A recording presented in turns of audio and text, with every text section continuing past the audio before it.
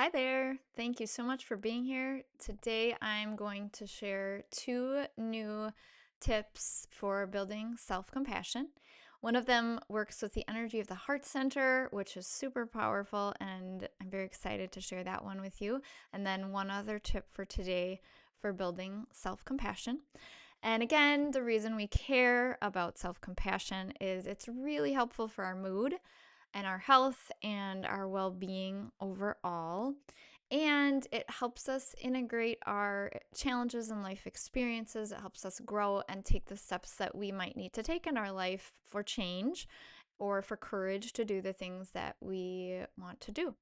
And also, we care about it because, you know what, we deserve self compassion. Whether we feel that way or not, we just do. So, welcome back. I'm Sarah Moran, and this is the show for all of us, which is about self care and well being and ways to feel better in your body, mind, and spirit. And in my most recent episode, I shared three other tips about building self compassion. And then the episode before that gave more background and research about it. So if you haven't had a listen, you might want to catch those too, but you can absolutely listen to this episode alone and on its own as well. So let's dive right into the fourth tip. And this is the HeartMath heart lock-in technique. And I'll back up with just a little bit of background before I share it. It's a simple 3-step process. But your heart is actually the most powerful source of electromagnetic energy in your body. So the heart's electrical field is actually 60 times greater than the electrical field of your brain. And the heart's magnetic field is probably at least 100 times greater than the magnetic field of the brain. And so this is a field that can be measured several feet out from you with, today's modern scientific tools. And so what we're talking about with this practice is working with that energy and using it for self-compassion. And because I wanted to give you guys some practices that really are working with your energy and helping you deepen your connection to that field, because energy is the basis of everything. It is the material of the building blocks of everything. It's very core and foundational. It's deeper and more primary than the physical. And when we work on the energetic level, we can often make progress faster and more easily than when we're just working on the physical or the mental plane. And of course, some people have been able to sense or perceive energy for thousands of years. It's the basis of modalities like acupuncture, which is thousands of years old, and which our modern science has researched enough to show it works to the point even that health insurance covers acupuncture treatment. So learning to work with your energy field, because it's so foundational, is truly one of the most beneficial and empowering things that you can do for yourself. And this little practice of heart lock-in is one example of how you can work with your heart energy.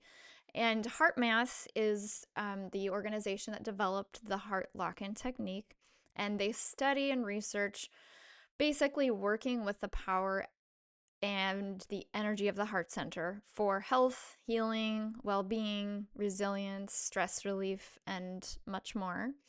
And they developed this heart lock-in technique and many, many others. They have, by the way, I like to tell people they have school programs, programs for teaching kids, which I highly recommend.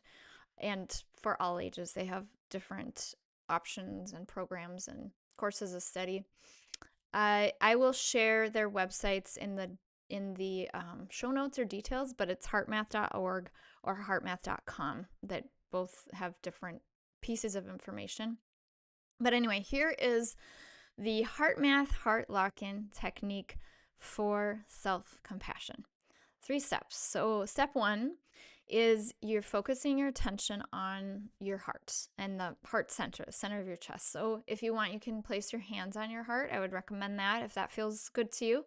And you're going to just imagine your breath is kind of flowing in and out of the heart or the chest area just a little bit slower and a little bit more deeply than usual. So, place your attention there for a moment. And then you can move on to step 2. And in step 2, you activate and then sustain a renewing feeling. So a renewing feeling would be appreciation, joy, care, compassion, love, peace. These are emotions or feelings that renew us when we experience them. So I would suggest thinking about someone or something that evokes one of those renewing feelings for you. So, someone or something you care or love deeply. It could be a animal companion or animal friend, and it could be a place, in nature where you feel really at peace, or a person you care a lot about. But basically, you're just conjuring up the feeling and going, how does that feel in my body when I, kind of program that in? How does that feel in my body, my mind, my whole being? And then you're going to hold that feeling. And, you can hold this as long as you like. If you only have 2 minutes for the whole thing, maybe you hold it for 1 minute. And if you have a few minutes, hold it for a few minutes. You have 5 minutes, great, do that, whatever works for you. So you're gonna kind of lock it in. And then step 3 is you're radiating that feeling to yourself or to the challenge or the feeling that you're noticing. So let's say you're noticing you're feeling embarrassed or inadequate. You can radiate that feeling that you've created to the part of you that's feeling um, embarrassed or inadequate. Or if you have a situation that you're noticing is feeling stressful about, maybe you're very worried about a child, or you are feeling really stuck or trapped in a certain situation or circumstance in your life, you can send that renewing feeling that you conjured up to that situation. So, to the part of you that is so worried about this child, or to the part of you that's feeling trapped and stuck in a hard situation. And just send it that love, send it that peace that you created. And again, that's heart lock-in for self-compassion. Step 1, focusing the attention on the heart. Step 2, activating and sustaining that renewing feeling. And then step 3, radiating that to yourself or to the feeling you're noticing, the emotion you're noticing, the situation that is a challenge. And I think, again, it's really fascinating to tap deeply into the heart as an energy center. It has endless and infinite potential. I could do so many episodes about the power of the heart alone, and I'm sure that I will do more later. But I just want you to know that the more you can strengthen your connection to your heart, your deep heart, the better you're going to be able to develop more self-compassion. And I would say that, in our modern Western culture, the prevailing way of being is very stuck in the mind and the mental level and mental processes and intellectualizing, and very cut off from the heart. And I think it's really important. I think part of our big focus right now in our personal and collective evolution as human beings is we're moving from the head to the heart. And the more we can do that, the better off we are going to be individually and collectively. The deep heart is where we find real wisdom. We find higher guidance. We find the navigation we need, and just so much capacity, so much potential. One way of thinking of it is that deep heart space is really a portal to higher guidance and a connection point to the divine, a connection to something bigger than ourselves. And there's a reason, on that note, that when we see religious or spiritual art, for example, you will often see light, glowing and exuding out from the heart space, or the heart of that, being a person is depicted as golden. And that's actually very accurate.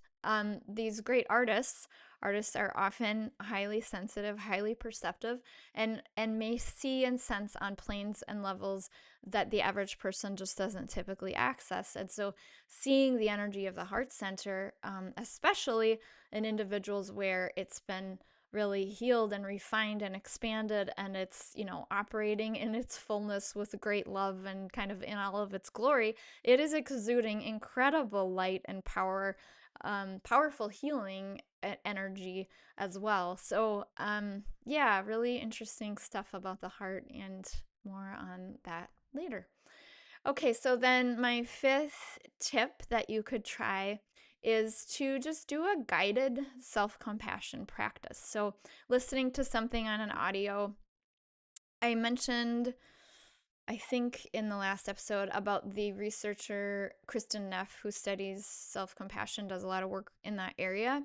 And I will include her website where there's a whole bunch of different guided self compassion practices. So you can try those out, and see if there's one that, strikes you or is a great match for you. And especially if you're first getting started with self compassion, this is a new concept for you, which it is for many people. Something that, we'd all benefit from working with more for sure. Um, Guided practices can just be really nice because you don't have to go, what do I do next? Or how do I do this? And then the more you do it, it'll become second nature. And then eventually it's something you can guide yourself through. But also, sometimes we don't have the energy to guide ourselves through. When we're going through a lot, we don't always have that capacity.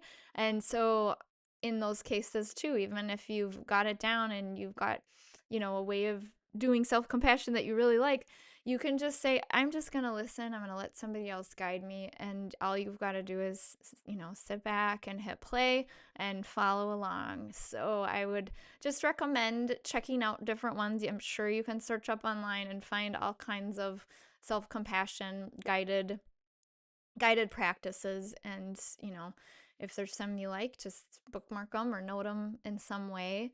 And try them out regularly and see what you like. So next time on my next episode, I'm going to share my sixth suggestion for building self-compassion.